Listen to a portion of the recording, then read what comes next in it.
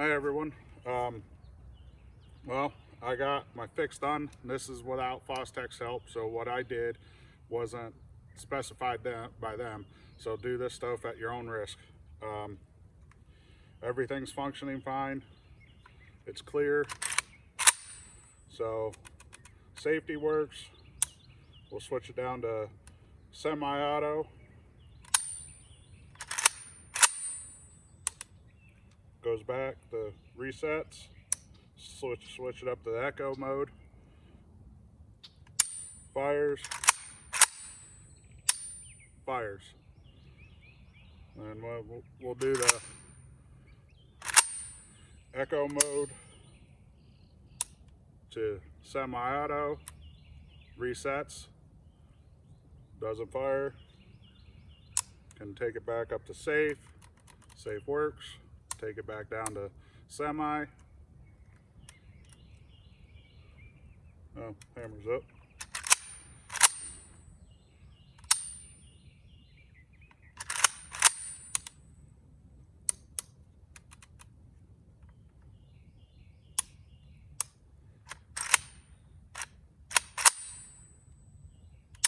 This is an echo. We're gonna negate the second round. Nothing there. Back up to safe. We're good to go. So now we're gonna test this puppy out.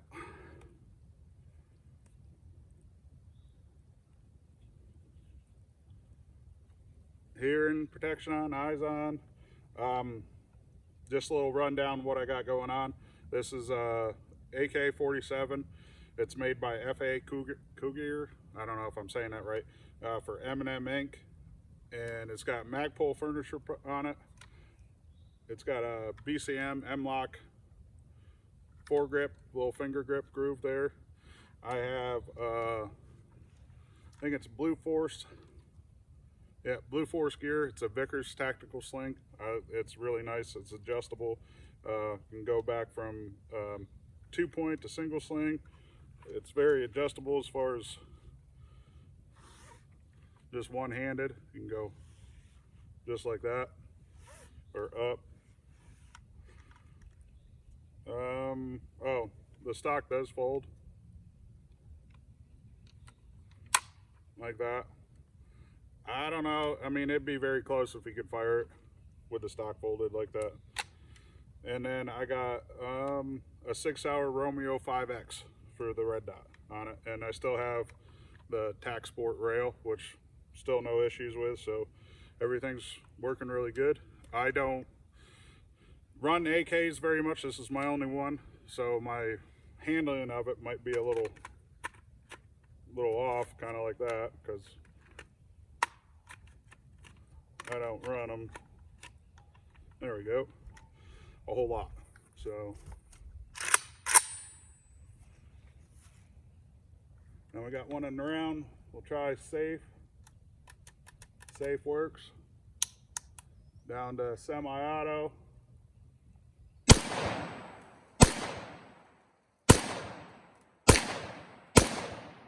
Works just fine.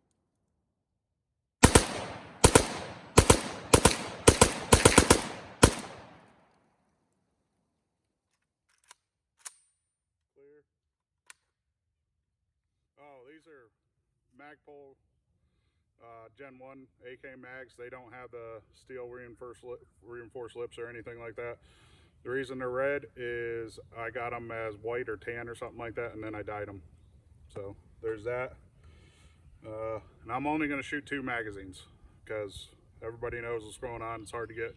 Ammo's a little more expensive than I'd like it to be, so I'm not running through 300 rounds. I figured 60 rounds of this should, you know, pretty much say if it, you know, if my fix works, and so far it's working really good. Back on safe. See if I can get this in here without, oh, look at that, getting better all the time. So we'll check the safe again. Safe's good. Down to semi-auto. Oh, help if I load it around. Safe still good.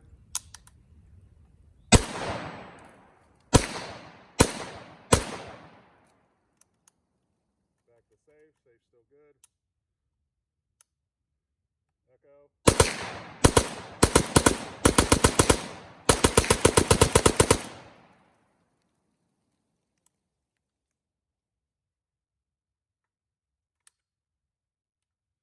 Empty.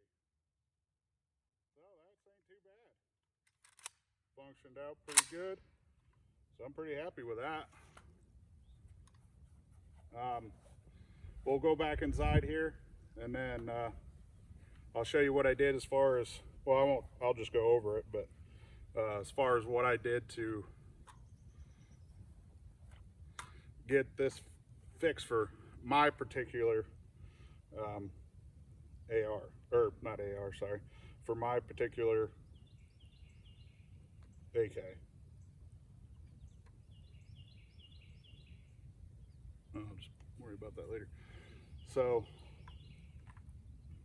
stay tuned for towards the end, and I'll tell you about what I did to this and how I got it functioning. Thanks. It's working out pretty good.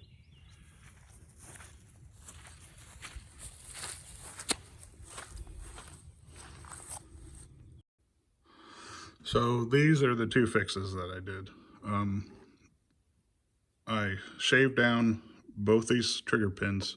Mine were just over 1.5 inches, and so I filed them down just under 1.5 inches. It was like 1.49 something. But basically what you want to do is this part of the plate, inside the plate on these two holes, you do not want any part of the trigger pin sticking up above that. Otherwise you won't be able to tighten it down enough and you will get some movement in there.